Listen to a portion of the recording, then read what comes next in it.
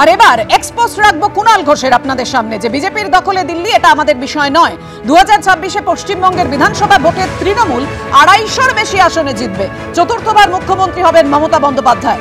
বাকি কোথায় কি হলো আমাদের বিষয় নয়, দিল্লির বিষয় দিল্লিতে, এখানে কোনো মন্তব্য নেই।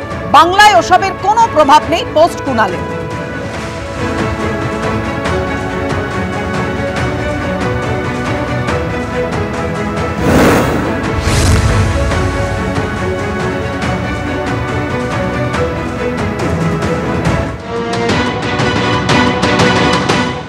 আপের এখানে দীর্ঘদিন ধরে ক্ষমতায় থেকে সরকার বিরোধী মানসিকতা তৈরি হয়েছিল, যাকে আমরা অ্যান্টি ইনকামবেন্সি বলি।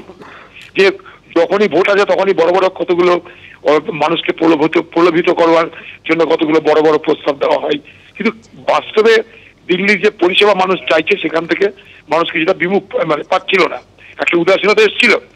একদিকে সরকার বিরোধী মানসিকতা তৈরি হচ্ছিল, উল্টো দিকে বিজেপি তার সমস্ত শক্তি, সেখানে সাম্প্রদায়িক শক্তি, সেখানে সরকারি শক্তি, সেখানে ইডি সিবিআইয়ের শক্তি, সেখানে অর্থের শক্তি এবং ক্ষমতা থাকার জন্য বাজেটটাকে এমন করে পেশ করা হলো যেন বাজেট পেশের পরের দিনই বাজেট পেশের পরে ভোট হয়। সেই সুযোগগুলো বিজেপি পার্টি হাসিল করে যেহেতু ক্ষমতায় তারা আছে। আম আদমি পার্টিকে দুর্মুষ করে 26 বছর পর দিল্লির বিধানসভা দখল করতে চলেছে বিজেপি। দিল্লিতে পদ্মঝড় আম আদমি পার্টিকে একেবারে দুর্মুষ করে ক্ষমতায় আসতে চলেছে বিজেপি। দিল্লির মাসনাদ, দিল্লির তখ্ত দখল করলেও বিধানসভা দখলে ছিল না বিজেপির। দিল্লি বিধানসভার 70টি আসনের মধ্যে এখনো যা ফলাফল, 47টি আসনে এগিয়ে রয়েছে বিজেপি, আপ এগিয়ে রয়েছে 23টি আসনে। আর তারই বহিঃপ্রকাশ দেখা যাচ্ছে বিজেপি কর্মী সমর্থকদের মধ্যে। আতশবাজি, আবির, বাজনা সব সহযোগে উন্মাদনায় আবেগে ভাসলেন বিজেপির কর্মী সমর্থকরা। আর তারই মধ্যে আপনাদের জানিয়ে রাখি, বিকেল 5:30টায় দিল্লিতে বিজেপির সদর দপ্তরে যাবেন প্রধানমন্ত্রী। অর্থাৎ বুঝতেই পারছেন প্রধানমন্ত্রী যে জন্য যে নির্দিষ্ট সময় ছিল 8টা, তার কতটা আগে তিনি পৌঁছে যেতে চলেছেন বিকেল 5:30টায় দিল্লিতে বিজেপির সদর দপ্তরে। আম আদমি পার্টি তো হার নয়, উল্টে নয় দিল্লি আসনে আম আদমি পার্টির প্রধান অরবিন্দ কেজরিওয়ালের পর্যন্ত হার হলো, পরাজিত হলেন তিনি।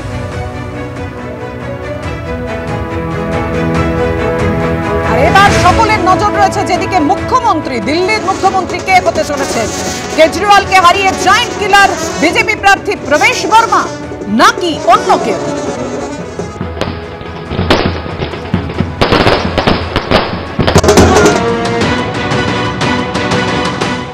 আপনারা সবাই ঐক্যবদ্ধ হন। দিল্লি যদি 27 বছর পরে পরিবর্তন করতে পারে, বাংলাকেও পরিবর্তন আপনারা করতে পারবেন। গরিব সাধারণ মুসলিমদের ধর্মের সুশ্রুড়ি, ভোটের ভয় দেখানো, সবকিছু করবে, তাই খুব একটা মুসলিম ভোট আশা করবেন না। এখানে 2-4 জন মুসলিম আছে, এরা আমাদের বন্ধু, এদের ভোট আশা করবেন না। আমি মমতাকে হারিয়েছি নন্দীগ্রামে হিন্দু ভোট এক করে। আপনাদেরও বলে যাই, মহিষাদলে হিন্দুদের এক করে ওই বেয়াদব এমএলএ পায়ের নখ থেকে মাথার চুল পর্যন্ত চুরি ছাড়া আর কিচ্ছু করেনি। তাকে 12,000 নয় 24,000 ভোটে হারাতে আপনাদের হবে।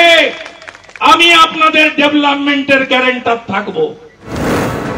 শুধু শুভেন্দু অধিকারী নন, বিজেপি নেতারা একের পর এক এক্সপোজ করছেন আর বলছেন সুশাসন কুশাসনের মধ্যে মানুষ সুশাসনকেই বেছে নেয়, যার ফলাফল দিল্লি নির্বাচন। তারা এভাবেই ব্যাখ্যা করছেন বিজেপির জয়কে। নরেন্দ্র মোদীর ক্যারিশমা বলছেন, মোদীর গ্যারান্টি বলছেন।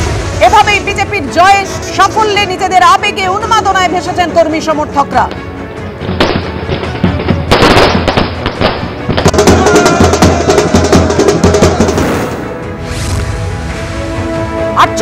আসনে এগিয়ে রয়েছে বিজেপি।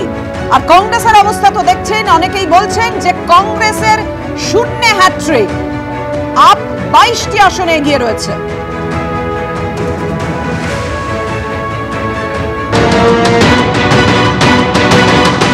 দেখুন, আজকের ফল প্রমাণ করছে যে দেশের মানুষ, বিশেষ করে দিল্লির মানুষ যে বার্তা দিল তা হচ্ছে মানুষ করাপশনের সাথে নেই, মানুষ দুর্নীতির সাথে নেই, মানুষ নরেন্দ্র মোদীর সাথে আছে। আমি বাঙালি প্রকোষ্ঠের সকলকে, এরা অক্লান্ত পরিশ্রম করেছে এবং এই অনেক দিন পর আমরা দেখছি বাঙালিরা একত্রিত হয়ে আমরা করতে পেরেছি। এবার আমাদের জন্য বাকি থাকলো বাংলা, লক্ষ্য বাংলা।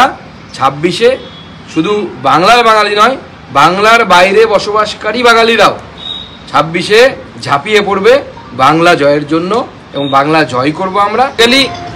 আমাদের রাজ্যেও যে তৃণমূল কংগ্রেস জিতছে, আপনারা দেখুন সিপিএম যে পার্সেন্টেজ ভোট পাচ্ছে বা সিপিএম আর কংগ্রেস একসাথে যে ভোট পাচ্ছে, বহু জায়গায় বিজেপি যে মার্জিনে পরাজিত হয়েছে তার থেকে অনেক বেশি ভোট সিপিএম পাচ্ছে।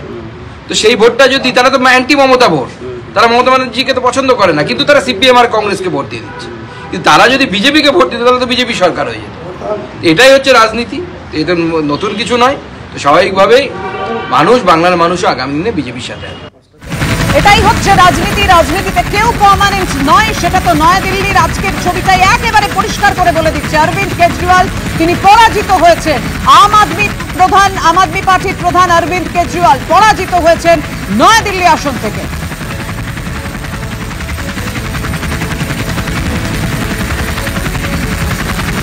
প্রবেশ বর্মা জায়েন্ট কিলার, তিনি জয়ী হয়েছেন অরবিন্দ কেজরিওয়ালকে হারিয়ে।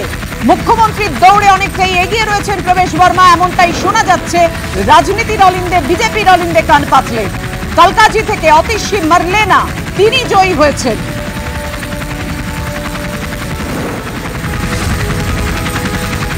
রমেশ বিধুরি বিজেপি নেতা, তিনি পরাজিত হয়েছেন কালকাজি কেন্দ্রে।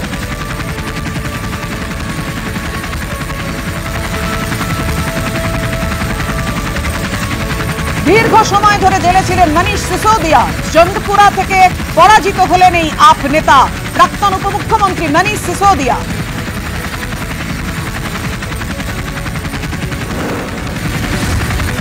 সত্যেন্দ্র জৈন আপ নেতা, তিনিও পরাজিত হয়েছেন। অর্থাৎ এই দুর্নীতির অভিযোগ যাদের দিকে ছিল, একের পর এক দেখুন ছবিটা কিন্তু সেটাই বলছে, জনগণের রায় সেটাই বলছে যে তারা পরাজিত হয়েছে।